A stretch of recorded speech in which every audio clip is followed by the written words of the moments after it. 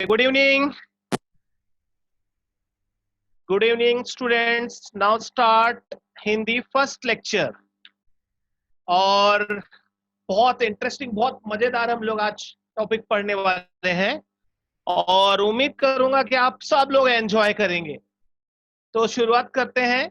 बहुत अच्छा टॉपिक है, आपने पढ़ा भी है, लेकिन सबसे इंपॉर्टेंट बात क्या है पता है? इंपॉर्टेंट ये है कि जो पढ़ रहे हैं उस हमारे लिए लॉन्ग टाइम में कितना उसका इम्पोर्टेंस है, उसके बेस पे हम पढ़ेंगे। ओके, स्क्रीन पे कुछ दिख रहा है सर? आ रहा है ना स्क्रीन पे?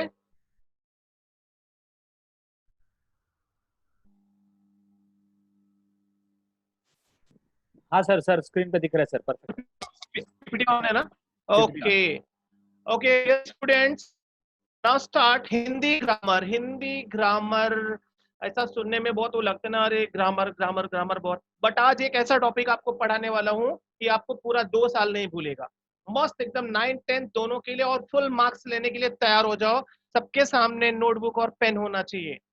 बस जितना बोलूंगा उतना लिखना, ज्यादा टाइम वेस्ट नहीं करना है। स्टार्ट करते हैं। बहुत इंटरेस्टिंग टॉपिक है, अव्यय।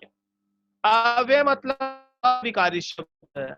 अभी अचानक बीच में अव्यय आया तो कुछ समझ में नहीं आया, ये अव्यय कहाँ से आ गया, इसका बेस क्या है? बिकॉज ये एक ऐसा पार्ट है ग्रामर का, यहाँ से हर एक ग्रामर का टॉपिक स्टार्ट होता है, इससे ही कनेक्ट होके वो शुरू होगा। तो सोचो इतना इंपॉर्टेंट आपके लिए है। आइए शुरू करते हैं। इसका जो बेस है, इसका जो शुरुआत है वो है शब्द, इसको आप इंग्लिश में कहते हैं वर्ड। तो वर्ड कैसे जानेंगे हम, शब्द को कैसे जानेंगे? इसका डेफिनेशन मैंने दिया है कि अक्षरों के अर्थपूर्ण समूह को शब्द कहते हैं। अक्षरों के अर्थपूर्ण, अर्थपूर्ण मीन्स मीनिंगफुल, समूह ग्रुप को शब्द कहते हैं। मतलब जब एक से ज्यादा अक्षर एक दूसरे से जुड़ते हैं और उसका एक मीनिंग बनता है तो वह शब्द कहलाता है। कैसे माने हम इस चीज को? एग्जाम्पल देखते हैं। जैसे सीमा, जैसे स्कूल, जैसे राजेश, जैसे दिल्ली, ताजमहल। ये सब देखो ग्रुप ऑफ लेटर है, बट इसका एक मीनिंग निकलता है। सीमा बॉर्डर भी है, नाम भी है। स्कूल सब लोग जानते हैं। राजेश नाम तो सुना ही होगा। दिल्ली पहचानते होंगे। ताजमहल देखा ही होगा, सबको पता है। इसलिए ये सभी शब्द जिनके अर्थ निकल रहे हैं वो सब शब्द हैं। तो हमने शब्द क्यों शुरुआत की? क्योंकि हमको अव्यय पढ़ना है। अव्यय कहां से मिलेगा? उसके भेद से मिलेगा। तो कितने भेद होते हैं शब्द के? 2 भेद होते हैं, बिल्कुल सही। कौन कौन से होते हैं आइए डिटेल जानते हैं। पहला है विकारी। भिखारी मत बोलिएगा, विकारी है। विकारी, विकारी मीन्स चेंजेबल, जो चेंज हो जाए वो विकारी है। और ब्रैकेट में दिया है जो उसकी सही पहचान है, क्या? सव्यय। और दूसरा है अविकारी, जो चेंज नहीं होता है, उससे हम कहते हैं अव्यय। बट अब हम थोड़ा सा डिटेल में जाएंगे, क्योंकि हमने शब्द पढ़ा, शब्द के 2 भेद पढ़े। पहला है विकारी और दूसरा है अविकारी। अब इसके बारे में और क्या इंफॉर्मेशन है? इसी से तो पूरे ग्रामर की शुरुआत होती है। कैसे? विकारी का एक भाग है संज्ञा, जिसको हम इंग्लिश में कहते हैं नाउन। दूसरा है सर्वनाम, जिसको कहते हैं प्रोनाउन। तीसरा है विशेषण, जिसको इंग्लिश में हम जानते हैं एडजेक्टिव के नाम से। और चौथा अंतिम है वो क्रिया। बट स्टूडेंट्स, अभी लास्ट ईयर के जो पैटर्न में आया है बोर्ड का, उसमें क्रिया को हटा दिया है। तो हम क्रिया पे ज्यादा फोकस नहीं करेंगे, बट ये 3 पे ज्यादा फोकस करेंगे। बहुत शॉर्टकट में आपको बताऊंगा, बिकॉज इसका इतना ज्यादा इंपॉर्टेंस आपके लिए नहीं है। जो इंपॉर्टेंट है वो कहाँ है? आगे है अव्यय। अव्यय के भी 4 भेद होते हैं। कौन कौन से? क्रिया विशेषण अव्यय, जिसको हम एडवर्ब भी कहते हैं। दूसरा है संबंध सूचक अव्यय, प्रीपोजिशन के नाम से भी हम उसको जानते हैं। और तीसरा जो बहुत इंटरेस्टिंग है, समुच्चय बोधक, जिसको हम कंजंक्शन के नाम से जानते हैं। इंग्लिश में, और इसका हम बहुत अच्छे से यूज भी करते हैं, इसका उपयोग बहुत अच्छे से करते हैं। चौथा और सबसे इंटरेस्टिंग जो पॉइंट है वो है विस्मयादि बोधक। ये सबसे इंपॉर्टेंट है, क्यों? क्योंकि इसका हम हिंदी में जब सेंटेंस ज्यादा बोलते हैं इसका कुछ ज्यादा ही यूज होता है। तो आइए स्टूडेंट्स, हम सव्य से शुरुआत करते हैं, विकारी से स्टार्ट करते हैं और विकारी शब्द का डेफिनेशन देखते हैं। अब यहां से थोड़ा ध्यान दीजिएगा और जो बोलूंगा वो लिखते जाना।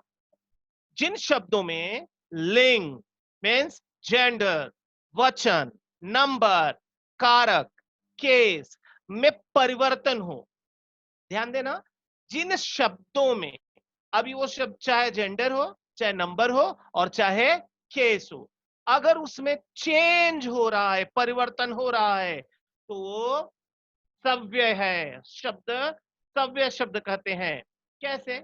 तीनों के बेस पे चेंज करके देखते हैं। जैसे लिंग परिवर्तन करते हैं, यहां पे दिया है रमेश दौड़ता है, रमा दौड़ती है, तो रमेश जेंडर मेल है, रमा फीमेल है, तो मेल का फीमेल चेंज कर दिया, बट फिर भी सेंटेंस तो चेंज हो गया, इसीलिए ये सव्य शब्द कहलाएंगे। दूसरा, वचन चेंज करते हैं, एक वचन का बहुवचन, बहुवचन का एक वचन। मैं स्कूल गया था, मैं एक वचन है। दूसरा, हम स्कूल गए थे, बहुवचन है, अनेक वचन है, यहां पर एक वचन का अनेक वचन चेंज हो जा रहा है, इसके लिए क्या है? सव्य है। तीसरा देखते हैं, कारक के बेस पे चेंज होता है क्या? भारत ने जीत लिया, भारत की जीत हुई। अब देखो यहाँ पे दो सेंटेंस हैं, बट पहले में कौन सा केस है? ने। दूसरे में कौन सा है? की। तो ने की चेंज हो रहा है, चेंज हो रहा है तो डेफिनेटली क्या है? सव्य है। विकारी शब्द के चार भेद, प्लीज इसका जो डेफिनेशन दिया हुआ है यहाँ पे बहुत ध्यान देना, क्योंकि बहुत आसान करके मैंने आपको समझाने का प्रयास किया है। नाउन का डेफिनेशन यहाँ पे दिया है, किसी भी नाम को संज्ञा कहते हैं, किसी भी नाम को, अभी वो चाहे व्यक्ति का नाम हो, चाहे वस्तु का नाम हो, चाहे स्थान का नाम हो, चाहे किसी का भी नाम हो, नाम है तो संज्ञा है। ऐसे भाई देख लेते हैं, राधिका स्कूल गई है, राधिका नाम है, नाम है तो संज्ञा है। इसके बाद दूसरा है सर्वनाम, हमने पढ़ा भी सर्वनाम प्रोनाउन, नाम मतलब संज्ञा, संज्ञा मतलब नाम, और डेफिनेशन में भी दिया है, नाम के बदले जो आए उसे सर्वनाम कहते हैं। नाम के जगह पे जो यूज होता है, फॉर एग्जाम्पल जैसे हमने ऊपर एग्जाम्पल देखा, राधिका स्कूल गई है, लेकिन नीचे दिया है वह स्कूल गई है, मतलब हम ये जान सकते हैं कि राधिका की जगह पे नाम के बदले जो शब्द यूज किया गया, कौन सा यूज किया गया? वह, इसलिए ये वह क्या है? ये सर्वनाम है। आइए तीसरा देखते हैं, वो दिया है क्रिया, वो कार्य का होना जो बतलाए, या हम ऐसे भी कर सकते हैं, कार्य के होने की जो सूचना दे उसे हम क्रिया कहते हैं। इसका एग्जांपल, रतन दौड़ता है, रतन क्या करता है? दौड़ता है, दौड़ने का काम करता है, तो कार्य के होने की जो सूचना देता है वो शब्द क्रिया कहलाता है। अंतिम, विशेषण एडजेक्टिव, ये संज्ञा सर्वनाम की विशेषता बताता है, ध्यान देना। संज्ञा सर्वनाम की विशेषता बताने का मतलब, संज्ञा सर्वनाम की विशेषता मतलब सब्जेक्ट, आपके वाक्य में जो सब्जेक्ट है वही संज्ञा या सर्वनाम होगा। जैसे सरिता लंबी लड़की है, सरिता नाम है, अगर यहाँ पे सरिता की जगह पे सर्वनाम दे देता, वह लंबी लड़की है, तो भी वह क्या था? सब्जेक्ट। तो सब्जेक्ट जो आया उसी को देखना है कि उसकी विशेषता क्या है। लंबी है कौन? सरिता। लंबी है कौन? वह। तो यहाँ पे चाहे संज्ञा हो चाहे सर्वनाम हो, लेकिन उसी की विशेषता बताएगा, इसलिए ये विशेषण कहलाएगा। उम्मीद करता हूं कि ये जो चार टॉपिक थे बहुत इजी, संज्ञा, किसी भी नाम को संज्ञा कहते हैं, सर्वनाम, नाम के बदले जो आए सर्वनाम, क्रिया, कार्य के होने की सूचना दे वह क्रिया है, विशेषण संज्ञा या सर्वनाम की विशेषता बतलाए। अब हम अपने इंपॉर्टेंट टॉपिक पे चलते हैं। अविकारी शब्द मतलब अव्यय। Please students note down definition, सब लोग नोट करेंगे। जिन शब्दों में लिंग, जेंडर, वचन, नंबर, कारक, केस में परिवर्तन न हो। पहले हमने पढ़ा था हो, अभी न हो। मतलब ये तीन केस पे अगर नहीं चेंज होता है, ये तीनों चेंज करने के बाद भी, जेंडर चेंज किया चेंज नहीं हुआ, वचन चेंज किया, नंबर चेंज किया तो भी चेंज नहीं हुआ, केस चेंज किया तो भी चेंज नहीं हुआ, तो डेफिनेटली समझ लेना वो शब्द सभ्य नहीं हो सकता है, वो है अव्यय। अब हम और कैसे जान सकते हैं, देखते हैं कुछ और एग्जांपल देखते हैं, जैसे लिंग वचन कारक के अनुसार। बहुत आसान है समझना, देख लो। बेटा धीरे धीरे चलता है, बेटी धीरे धीरे चलती है, पिताजी धीरे धीरे चलते हैं। अब ये तो अलग अलग सेंटेंस तो दिया है, बट इसमें एक तो ऐसा शब्द आया है जो चेंज नहीं हो रहा है, चाहे वो बेटा हो, चाहे बेटी हो, चाहे पिताजी हो, चाहे भाई हो, कोई भी हो, धीरे धीरे चेंज नहीं हो रहा है। मतलब डेफिनेटली ये शब्द क्या है, अव्यय है, क्योंकि ये चेंज नहीं हो रहा है। उम्मीद करता हूं आपने लिख लिया होगा डेफिनेशन, और एक दो एग्जांपल लिखना। ओके, लिख रहे हो आप लोग?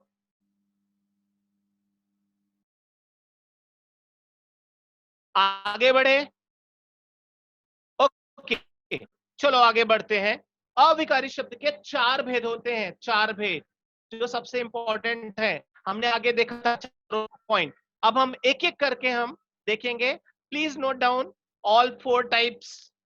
पहला है क्रिया विशेषण अव्यय, दूसरा है संबंध सूचक अव्यय, तीसरा है समुच्चय बोधक अव्यय, चौथा है विस्मयादि बोधक अव्यय। अगर आपको हिंदी लिखने में स्लो आप प्रॉब्लम हो रही है तो फटाफट इंग्लिश का लिख लो, एडवर्ब, प्रीपोजिशन, कंजंक्शन और इंटरजेक्शन, ये चारों नोट कर लो। प्लीज डोंट वेस्ट टाइम, फटाफट नोट करो। मैं देख रहा हूं कुछ लोग नोट नहीं कर रहे हैं, सिर्फ इधर उधर देख रहे हैं।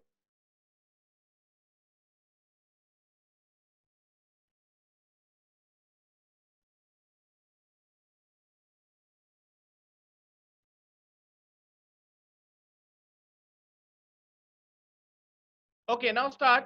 फर्स्ट पॉइंट, जिसने नहीं लिखा है, जिसका छूट गया है, आगे लिखते जाना, क्योंकि कंटिन्यू यही आएगा आपके सामने। क्रिया विशेषण अव्यय। क्रिया विशेषण मतलब एडवर्ब, इसकी क्या विशेषता है, तो आपको ज्यादा दिमाग लगाने की जरूरत नहीं है। जो नाम दिया है उसी में उसका डेफिनेशन भी दिया है। क्रिया विशेषण मतलब क्रिया की विशेषता बताने वाले शब्द को क्रिया विशेषण अव्यय कहते हैं। मतलब वो विशेषता बताता है, किसकी विशेषता बताता है, क्रिया की। पर यहाँ पे ना बहुत सारे स्टूडेंट्स को कंफ्यूजन आता है कि सर विशेषण में क्या होता है और क्रिया विशेषण में क्या फर्क है। तो आपको अगर ये कंफ्यूजन आती है तो मैं अभी क्लियर कर देता हूं। विशेषण सब्जेक्ट की विशेषता बताता है, और यहाँ पे क्रिया विशेषण में क्रिया की विशेषता बताता है, वर्ब की विशेषता बताता है।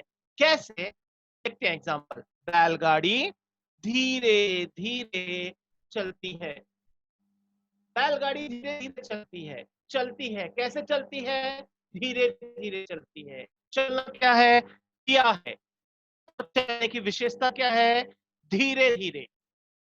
तो प्लीज ये सेंटेंस के उसमें अंडरलाइन कर लो कि ये क्रिया की विशेषता। मैं क्रिया विशेषण को और आसान करता हूं आपके लिए, और केस से और आसानी से आप समझ सकते हो, तो थोड़ा और डिटेल में जाते हैं क्रिया विशेषण के, और जानते हैं कि क्रिया विशेषण अव्यय चार तरह से, फोर टाइप से, चार अलग अलग तरीके से क्रिया की विशेषता बताता है। कौन कौन से हैं वो चार तरीके? कहते क्रिया कब हो, कब, जैसे आप क्वेश्चन पूछोगे कब, तो आपको आंसर मिलेगा टाइम। एग्जाम्पल, जैसे पिताजी कल चले गए, कब चले गए, कल चले गए। दूसरा है क्रिया कहाँ हुई, क्रिया कहाँ हुई, तो कहाँ जैसे वेयर क्वेश्चन पूछोगे कहाँ, तो आपको आंसर मिलेगा प्लेस, स्थान। जैसे एग्जांपल, वह बाहर खेल रहा है, कहाँ खेल रहा है, बाहर खेल रहा है। और तीसरा क्रिया कैसे हुई, कैसे मतलब मैनर, आपको मैनर पता चलेगा, रीति पता चलेगा। जैसे राम तेज दौड़ता है, कैसे दौड़ता है, तेज दौड़ता है। और क्रिया कितनी हुई, कितनी मतलब परिमाण या क्वांटिटी, क्वांटिटी बताता है यहां पे। जैसे बच्चा बहुत रोया, कितना रोया, बहुत रोया। यहाँ पे क्वांटिटी बता रहा है, बच्चा कितना, बहुत, ज्यादा, थोड़ा, कम, ये क्वांटिटी बताने का काम करते हैं। अब ये चार तरीके मैंने क्यों बताया आपको, चार तरीके से फाइंड आउट कर सकते हो आप क्रिया विशेषण को। कैसे, अगर सेंटेंस में कोई शब्द टाइम बता रहा है तो वो क्रिया विशेषण है, अगर प्लेस बता रहा है तो क्रिया विशेषण है, मैनर बता रहा है तो भी क्रिया विशेषण है, और क्वांटिटी बता रहा है डेफिनेटली वो क्रिया विशेषण है। तो चार तरीके से आप क्रिया विशेषण को पहचान सकते हो। आइए कुछ एग्जांपल देखते हैं, जैसे आपको एग्जाम में पूछा जाता है। क्रिया विशेषण अव्यय की पहचान बताने वाले शब्द, कैसे पहचानेंगे, क्रिया कब हुई। कुछ शब्द हैं, हाँ ध्यान देना, कुछ शब्द हैं जो क्रिया विशेषण में टाइम को बताते हैं। कैसे, आज, कल, परसों, आजकल, अभी, तभी, अचानक, सहसा, ऐसे कुछ शब्द हैं तो जो कहाँ मतलब स्थान बताते हैं, प्लेस बताते हैं। जैसे यहाँ, वहां, आगे, पीछे, ऊपर, नीचे, अंदर, बाहर, इधर, उधर, ये कुछ शब्द हैं जिससे आपको पता चल जाएगा ये प्लेस बता रहे हैं। ओके, तो मैनर बताने वाले कौन से शब्द हैं, क्रिया कैसे हुई, धीरे धीरे हुई, क्रिया हौले हौले हुई, क्रिया बार बार हुई, क्रिया पीछे पीछे हुई, क्रिया अभी अभी, कभी कभी हुई। ऐसे शब्द आते हैं, समझ लेना कि ये मैनर बताने वाले हैं। नेक्स्ट एंड लास्ट, क्रिया कितनी हुई, क्वांटिटी बता रहे हैं, कितनी, कैसे पता चलेगा, बहुत हुई, क्रिया कितनी हुई, बहुत हुई, क्रिया कितनी हुई, बिल्कुल हुई, क्रिया कितनी हुई, लगभग हुई, काफी हुई, इतना या इतनी हुई। इस तरीके से भी आप ऐसे शब्दों को पहचान सकते हो। ये इंपॉर्टेंट है आपके लिए, क्यों, क्योंकि ऐसे ही शब्द आपको दिए जाएंगे और कहा जाएगा चलो भाई सेंटेंस बनाओ, वो भी मीनिंगफुल होना चाहिए। तो आपको सेंटेंस बनाना पड़ेगा, क्योंकि एक शब्द का जब आप एक मीनिंगफुल सेंटेंस बनाओगे तो आपको पूरे 1 मार्क्स मिलेंगे। कैसे बनाएंगे, आइए देखते हैं। तुरंत, बच्चे तुरंत चले गए, कब चले गए, तुरंत चले गए, टाइम बता रहा है, ध्यान देना तुरंत शब्द को। दूसरा देखते हैं, अंदर, सेंटेंस है, रमा अंदर सो रही है, अंदर घर के अंदर, कहां, अंदर, प्लेस बता रहा है, ध्यान देना। थर्ड है, धीरे धीरे, हिरन धीरे धीरे चलने लगा, धीरे धीरे चलने लगा, अभी कैसे चलने लगा, धीरे धीरे चलने लगा, मतलब मैनर बता रहा है। बहुत, पता चल रहा है शब्द से ही कि ये डेफिनेटली क्वांटिटी बता रहा है। जैसे भक्त ने बहुत खोजा किंतु भगवान नहीं मिले, कितना खोजा, बहुत खोजा, क्या बता रहा है, क्वांटिटी बता रहा है। आइए दूसरा संबंध सूचक शुरू करते हैं। उम्मीद करता हूं आपको क्रिया विशेषण समझ में आया होगा। क्रिया विशेषण जो क्रिया की विशेषता बताता है। जस्ट मैं रिवाइज करा रहा हूं, अगर आपसे कुछ मिस हो गया है तो प्लीज नोट कर लेना। क्रिया विशेषण क्रिया की विशेषता बताता है। कैसे बताता है, चार अलग अलग तरीके से बताता है। टाइम भी बताता है, प्लेस भी बताता है, मैनर भी बताता है और क्वांटिटी भी बताता है। तो टाइम को बताने के लिए बहुत सारे हमने शब्द देखे, प्लेस को भी बता, या सर्वनाम का संबंध वाक्य के दूसरे शब्दों के साथ सूचित होता है। इंपॉर्टेंट क्या है इसमें कि वाक्य में एक ऐसा शब्द आएगा जो नाउन या प्रोनाउन मीन्स सब्जेक्ट, सब्जेक्ट का कनेक्शन वाक्य में दूसरे जो शब्द आए हैं ना उनके साथ कनेक्ट करेगा। जैसे एग्जांपल देखते हैं, राधा पेड़ के पास खड़ी है, तो राधा सब्जेक्ट है बिकॉज वो नाउन है। खड़ी है कहां? पेड़ के पास, तो राधा और पेड़ के बीच का संबंध, खड़े होने का संबंध कौन बता रहा है? पास। बट उसके पहले के लगा है। अभी ये के को हम कैसे जाने कि ये के क्या है, क्यों आता है, इसकी क्या पहचान है, इसकी क्या विशेषता है?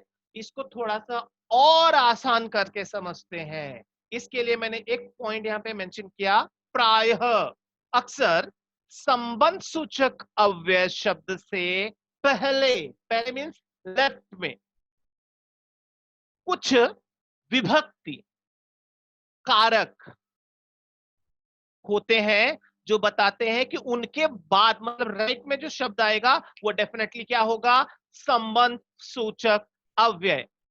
तो कौन कौन से हैं जो लेफ्ट में आते हैं, जो पहचान में आते हैं उनके बाद आता है? वो है का, की, के, रा, री, रे, ना, नी, ने, से। इसमें से अगर शब्द के लेफ्ट में कोई भी एक आता है तो उसके राइट वाला शब्द क्या हो जाएगा? संबंध सूचक अव्यय। आइए एग्जाम्पल देखते हैं तो आपको समझ में आएगा। तुम्हारे सिवा मेरा कोई नहीं है, तुम्हारे, इसीलिए मैंने रे को रेड कलर में दिया जिससे आपको पता चले कि उसके बाद कौन सा शब्द आया रे के बाद? सिवा। सिवा मतलब अलावा, तो तुम्हारे अलावा। वो रे बता रहा है कि रे के बाद आने वाला शब्द क्या है? संबंध सूचक अव्यय। मतलब डेफिनेटली वही प्रीपोजिशन है और आपको लिखना है नीचे आंसर में, सिवा डैश आगे संबंध सूचक अव्यय। सही तरीके से पहचाना। और एक एग्जांपल देखते हैं, वृक्ष के नीचे बहुत छाया थी। वृक्ष के नीचे, तो नीचे संबंध सूचक है। कैसे पता चला? क्योंकि हमने देखा कि उसके पहले के दिया हुआ है। अच्छा, इसका एक और मैजिकल तरीका बताता हूं आपको कि आपने इसको ना वैसे भी एक फनी तरीके से भी समझ सकते हो। जैसे मैंने कहा कि तुम्हारे सिवा मेरा कोई नहीं है। अभी उसमें जो शब्द है सिवा हमने पहचान लिया, तो हम एक बार उसको ट्राई करके देखते हैं कि क्या वो सही है। क्योंकि जैसे ही आप संबंध सूचक शब्द को वाक्य में से निकालोगे तो सेंटेंस का मीनिंग ही बिल्कुल चेंज हो जाएगा, या तो कुछ मतलब ही नहीं निकलेगा या तो बड़ा भयानक मतलब निकलेगा। कैसे? आइए देखते हैं। जैसे तुम्हारे सिवा मेरा कोई नहीं है, जरा सिवा हटा के रीड करो, तुम्हारे मेरा कोई नहीं है। वृक्ष के नीचे बहुत छाया थी, वृक्ष के बहुत छाया थी, समझ में नहीं आ रहा था वृक्ष थी कि छाया थी। संबंध सूचक अव्यय के लिए भी बहुत सारे शब्द दिए गए हैं और बहुत मिलते जुलते ऐसे हैं जिनको आप आसानी से समझ सकते हो, पहचान सकते हो।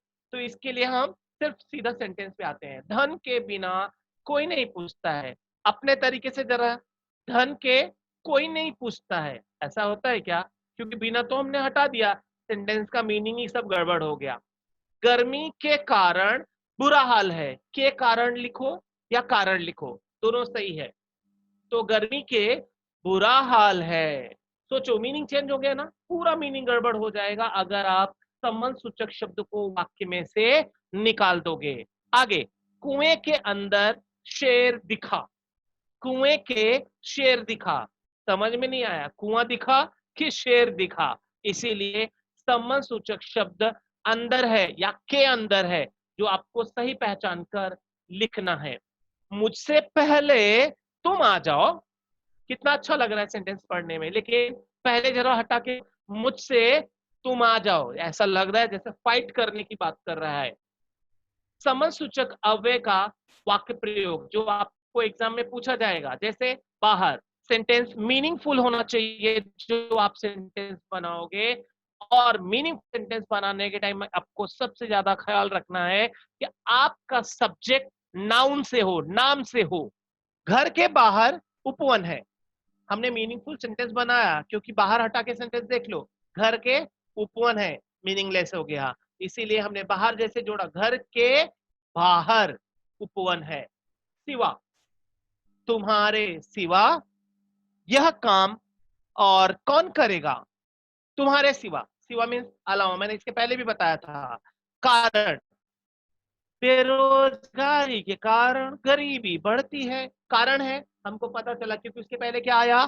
के आया, कारण हटा के पढ़ो, बेरोजगारी के गरीबी बढ़ती है, मीनिंग नहीं निकलेगा, इसीलिए ध्यान देना। मैं दो दो तरीके, तीन तीन तरीके आपको बता रहा हूं, तीनों में से किस भी तरीके से आप संबंध सूचक को फाइंड आउट कर सकते हो।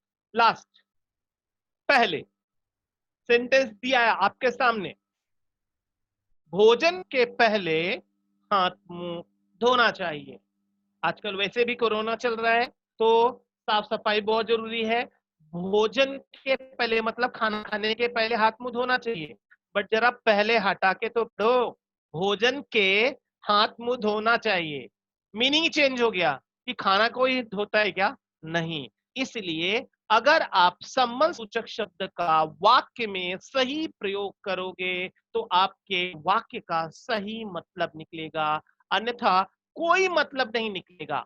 तो प्लीज इस चीज का ख्याल रखो कि आप जो सेंटेंस बना रहे हो, सेंटेंस का सब्जेक्ट नाउन होना चाहिए और सेंटेंस मीनिंगफुल होना चाहिए। उम्मीद करूंगा कि दो, क्रियाशील और संबंध सूचक, आपको समझ में आया होगा। और संबंध सूचक में मैंने जो बताया कि संबंध सूचक शब्द के पहले का, की, के, रा, री, रे, ना, नी, ने, कुछ भी एक आता है के बाद संबंध सूचक शब्द आता है। ये आपको समझ में आया होगा और आप इसका घर पे सेंटेंस बना के लिखने का प्रयास जरूर करेंगे।